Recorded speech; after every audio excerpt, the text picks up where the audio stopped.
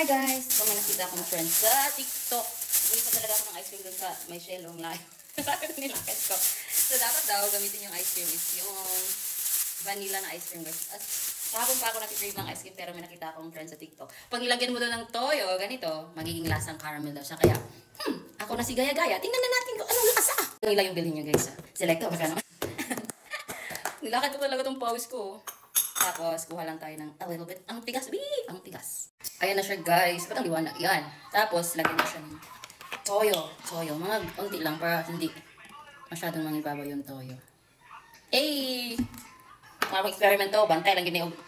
Ito, guys, lasang maalat. I-mix natin siya. Haluin na natin. Pag ito, nalulula. Magiging lasang, daw siya, parang salted caramel, ganun. Pag vanilla, minix mo lang trend na to. Okay lang naman, magastos. Magastos na to. Buti nga lang nag-crave yun. Ayun na siya. Tikpan na natin gel. So, ito yung team din.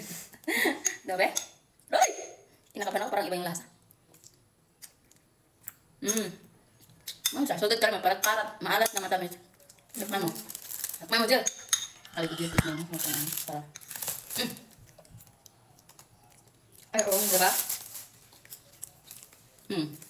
So, dapat guys, unti lang yung ilagay nyo. Huwag yung marami. Nagsabaw. Legit naman. Try nyo dito bahay nyo. Tuyo at ice cream. Go!